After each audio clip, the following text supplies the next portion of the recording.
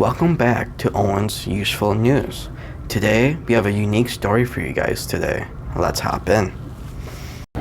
Each year, course selection has been a big part of the school year for students where they have to select different classes from different subjects that would fill requirements, credits, and other fun classes. But some don't know for sure what to take for that next year since we have a vast selection of regular, honors, and AP classes, and if they should take those classes. Let's go talk to the different department chairs about those classes. My name is Patrick O'Connell. I am the Student Services Department Chair, which means I am in charge of counseling, social work, and wellness and prevention. What is course selection? In a nutshell, it's when students have the opportunity, with the assistance from their teachers, to pick their classes for next academic year. So if you're not for next semester, but for next school year. So if you're a freshman, you're actually picking your classes for sophomore year. So I think counseling plays a vital role in course selection. We do a few things. We meet with all of our students one-on-one. After students go through the School Links process and they pick their classes with their teachers, every student will have an appointment to meet with his or her school counselor. At that point, we'll go over the classes they're currently in, the classes they have taken in the past, the classes they're going to take next semester, and we align those classes with the graduation requirements as well as a student's chosen pathway. And make sure that we are putting students in classes that will both challenge them as well as stimulate maybe an interest in a passion that they have. Because the students are in the class, you're the ones who are going to be in the classes. We can provide some direction. We can provide a course outlook as to what's going to be in a course, but ultimately it's going to be you, the student, who's going to be in that class. So we want to make sure that you have a vested interest, that you are the ones who are picking the classes that you're going to be in, because ultimately it's going to be part of your day for the next semester or possibly an entire year. So we want you to have that ownership role in your classes. I'm Ashley Kopecki. I'm the English department chair, and I teach yearbook. Variety of things. I think a lot of students think English and they think, I gotta read and write, but what's most important is the more you read, the better writer you become, and you really need writing for everything that you do in life. Doesn't matter if you're going to a 4-year university, into the trades, opening up your own business. Reading and writing is one of those essential skills for life. And so that's what we're trying to get at through our English courses that we offer here. So I think the popular things are high interest books. So, choosing books that students can connect to. As English teachers, we're all aware that books and reading are on the lower bar from, TikTok videos and video games and movies. And so we're trying to achieve giving students something that they enjoy, so that they discover maybe a hidden passion for reading that they didn't know exists because they never read the right book. So I think that's thing number one. I think thing number two is like English. I always described it, even when I was in high school, it should be one of those classes that it's the most engaging in class, and maybe the out of class stuff like writing an essay, doing some sort of assessment isn't always the best, but the in class makes it worth it. I really think, even though a lot of students struggle with it, English in general is really beneficial. When talking about senior electives, I really, I push students to find your passion. Take an English elective that you're actually interested in. Don't choose an English class because it has the label of honors or the label of AP just because you want that recognition.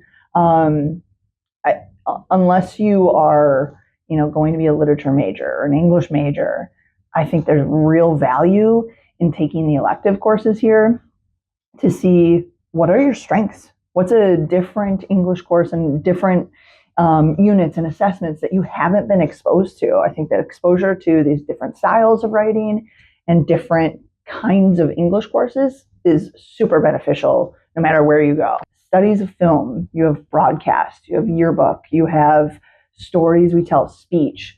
All of these different styles of English courses prep students for something completely different than maybe they were aware of. You know, students have been ingrained, like, I read a book and I write an essay. What's something different from an elective that they can maybe get? I am Greg Geiger. I am the Career and Technical Education Department Chair for Grays Lake North and Grays Lake Central. Career and Tech Ed is one of those areas that is all about hands-on real-world experiences.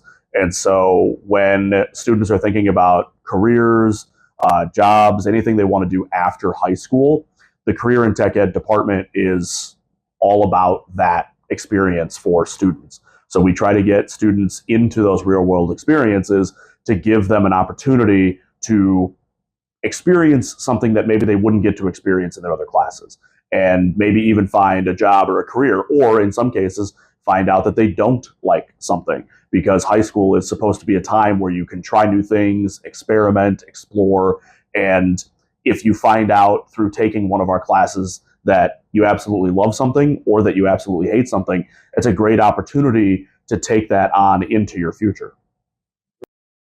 We have a lot of popular classes. Our entrepreneurship class is a great class. We have a ton of kids in that class right now who are working on a flea market that they're going to be designing and manufacturing products and then selling them in the cafeteria.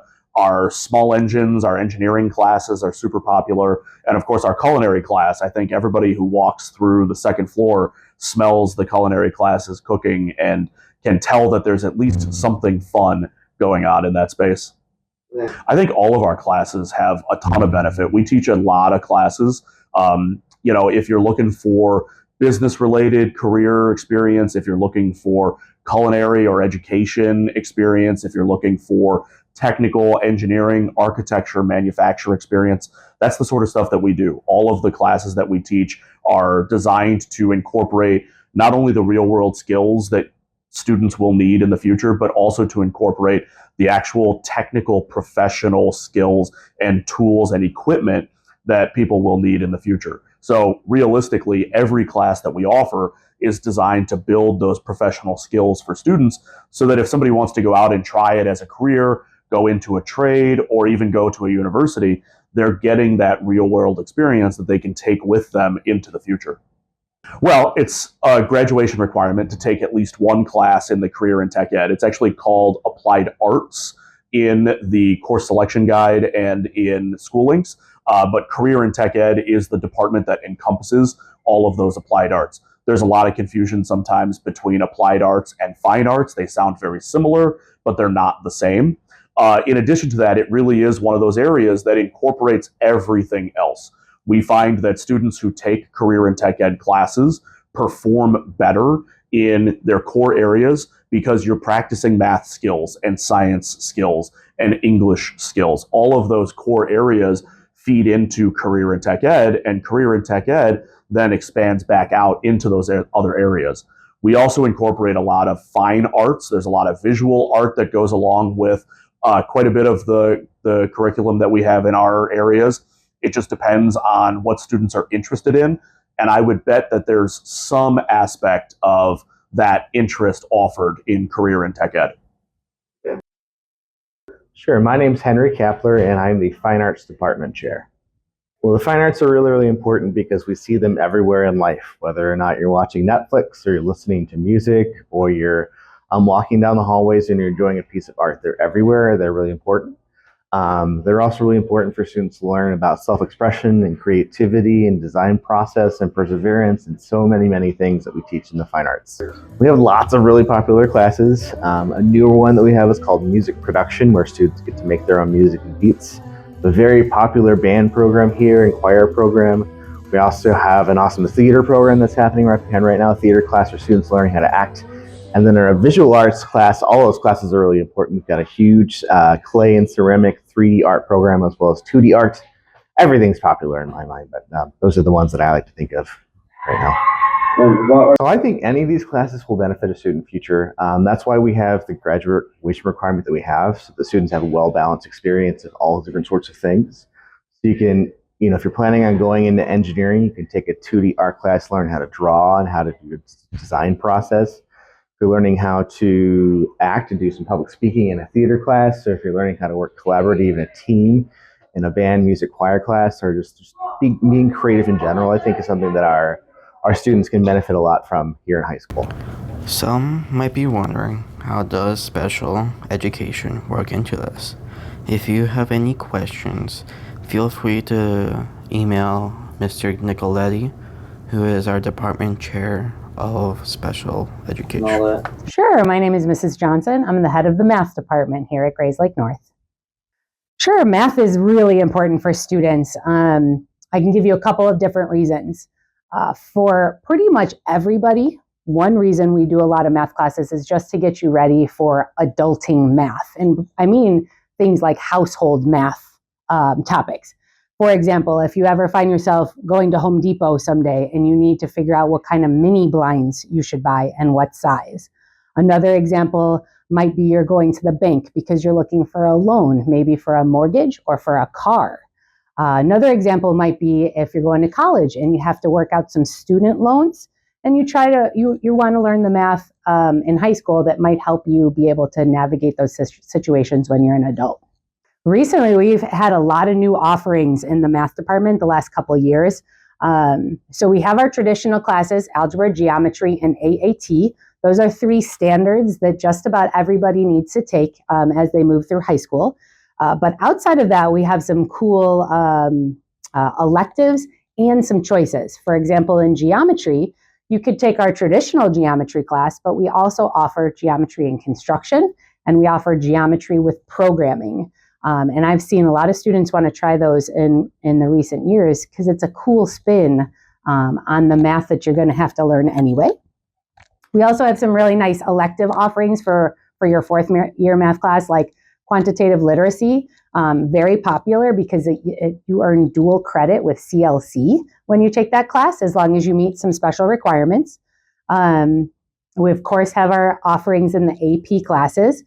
More recently, we started offering AP Computer Science Principles, which is a really good entry-level computer programming class. So for those folks who might be interested in coding after high school, it's a really good thing to try out. But after that, when we start getting into AAT and some of my upper level classes, we really start branching out into some unique maths. So you can stay in the world of algebra, do AAT, pre-calculus, and calculus. Those are very important classes for people who are STEM bound, who are interested in science, tech, engineering, and mathematics. But we have some other pathways, like you could take data science and AP statistics, which those 2 classes put together give you a really good foundation in the world of stats for lots of jobs someday. And then we have some other cool classes like dual credit, quant lit, or AMDM, which is advanced mathematical decision making. Those classes change topics every single chapter. They change different focuses on math. So you get a sprinkling, let's say, of lots of different math used in lots of different careers, instead of just being focused on one thing the whole year long. So that's a really cool 2 different courses, rather, that give you, they kind of open your mind to the different possibilities of what people do with math. Yeah, thank you for pointing that out, because for Illinois graduation requirements, you have to take 3 math credit, or have to earn 3 math credits. So for most people, when you're a senior, now you get to choose the elective you want to take. And hopefully you choose something that's going to benefit you after high school. My name is Tim Howe, and I'm the Life Fitness Department Chair. I think that life fitness is important for students because it gives them an opportunity to exercise. And there's so many benefits to teenagers when they exercise, such as improved brain function, which would help them in class. It helps to reduce stress and anxiety. It can improve your mood. It can even improve your energy levels. And for a lot of our students, depending on the course that they select to take, it could improve their athletic performance. Yeah, so our Our most popular class, probably based on sections, is our strength and conditioning classes. We have strength and conditioning classes going every single block of the day. Another one would be team sports. And then a new class that we introduced 2 years ago, which has seen some growth, is our walking for fitness class. I think the best way to go about it is to try and think about what interests you as a student, whether you might be more inclined to do something like in line with an individual sport, or if you're an athlete, maybe you want to work out. So whatever basic interest you have, to try and choose a course that best suits that. Yeah, so my name is Adriana Bisvac. I'm the Social Studies Department Chair here at Grace Lake North, and I also teach AP US History. Oh, well, I think social studies is probably one of the most important subjects that we have. No offense to the other subjects, but I think social studies, teaches students how to think critically, kind of how to interact with the world around them. It gives you history, it gives you current events, it gives you a global perspective. And I think there's a lot of fundamental pieces in our social studies classes that you can use for life, regardless of kind of like whatever path you're pursuing. I think in our department, we're very committed to creating students who are active, engaged, citizens with the world around them. So we have a ton of electives in social studies. We kind of, aside from our core classes, you have to take a world history, a U.S. history, a government. The other piece to that is to take electives. So we kind of have everything, so if you're interested in economics, we have that. Current issues, we have that. We run a lot of elective AP courses as well, AP Human Geo. We have AP European History, AP Comparative Government, AP Economics, AP Psychology, Reg Psychology, Sociology. I mean, essentially, what I have found is that social studies classes are very popular among students. We have students who enroll in social studies classes even when they're done fulfilling kind of their elective requirement. We have a very large number of our student population enrolled in social studies kind of every semester, even if they don't have to be in a social studies class. So it's hard for me to pinpoint one specific class, because I think it's more so we have a lot of courses that reach student interest. And if there's something you're interested in, it probably fits into something we do in a social studies class. So we've had I think, a lot of high interest in social studies in general. Absolutely. I'm Valerie Paget-Krause. I am the World Language Chair and also the Multilingual Department Chair. Well, being the chair for World Language and also Multilingual is pretty exciting to me, actually. Language is a gift. I believe it's what binds us together. It's what we use to speak to people's hearts. And so with World Language, we have a lot of students learning both Spanish and French, and some students are actually learning, some students already speak Spanish, but they are still learning even more about Spanish, much like we do with English. We learn more English as we go through, right, our lives. And so learning language with our multilingual learners, a lot of our multilingual learners speak different languages, and they are working on also learning English. So the connection between world language and multilingual is a pretty big connection, because it's all language, and it's what I think binds us together. It's what makes us be able to have connections and relationships with one another. And it's like, ultimately, it makes us global, well-rounded citizens to speak more than one language. So for world language, we have a really large population of students from levels 1, 2, 3, and 4. We have one of the highest enrollments for level 4 for students. And I think it's because students are really learning how to communicate in another language in our world language classes. We recommend students take 4 years, but I think they see the value of having another language in their day, in their pathway. And so we have a lot of students who actually go all the way through. We have 3 upper level classes. Culture and Communication Honors is very popular. class. Students who take that class are able to sometimes take an AP language class or an AP literature class afterwards. Our 4 honors classes are also pretty popular. Our level 4 program as well. So I think kids find a lot of joy and value in taking the world language classes. As for multilingual, we have dual language classes. So we have a world history class that's called dual language, where the students can learn language and about the world history in Spanish. We have a dual language current issues class. So same thing, students are learning more Spanish and also more about issues going on in the world. And we have some math classes that are also dual language math classes. That's exciting for students because they want to continue learning Spanish and the content at the same time. And we have some English classes as well that are helping students really push forward in their language. If they come to the United States and they maybe don't speak a lot of English, we have English language development classes that help students. And our multilingual department keeps growing. So we're excited about being able to empower our students in the language that they speak, because it's really part of who they are. So learning about them and learning about their language and encouraging that has been, I think, pretty amazing. Having a language on a student's transcript is very beneficial. That helps them for their future. Really, if they go into a career or they go into college, they go to trades, they go right into the workforce, being able to speak other languages has been something that sets our students apart. So I think that's been pretty important, as well as in our multilingual area, being able to help students hold on to the language that they speak, but also add to their languages by helping them learn English, because most places in the United States also speak English. So having them be able to keep who they are and honoring that, but also continuing to learn another has been I think is pretty important for students in their future. Sure, my name's Allison Guest and I am the science department chair. Oh my goodness, science? Well, I feel like science is obviously everything around us, right? Being able to make observations, to be able to collect data, understand the world around us, to experiment, then to be able just to improve, I think, the world around us.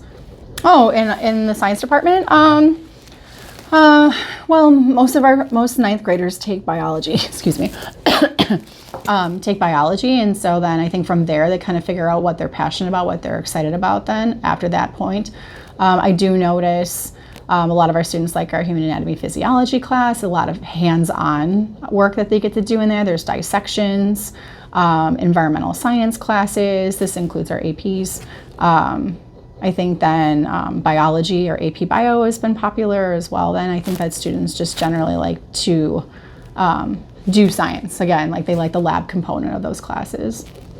Future, I think it depends on their career pathway, right? I'm always looking kind of at, are you thinking about your medical, like a medical profession? Are you looking more at an environmental pathway? Are you looking at just more of an engineering pathway or like a general science type of pathway? I think in all 4 of those areas, all of our classes fit into any of those areas. So if you're thinking about a medical area, then I'm looking a lot at the biology, chemistry, physics, human anatomy. Maybe you're looking at the sports medicine class.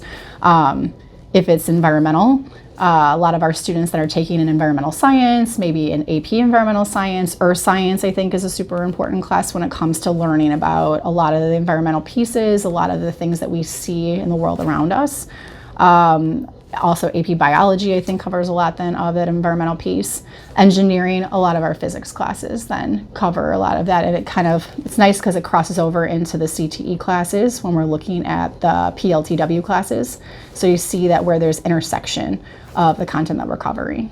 The general science kind of just then, what are you passionate about? What are you wanting to learn about then? And general science covers then, I think, a lot of the areas that are not specific, maybe career pathway of science, but just a general understanding of the world around you. Thank you for watching this video. I hope this video about course selection can help you decide for the 25-26 school year and future years. You have a say on what you want in your schedule. This is Owen Pischke from GNHS-TV signing off.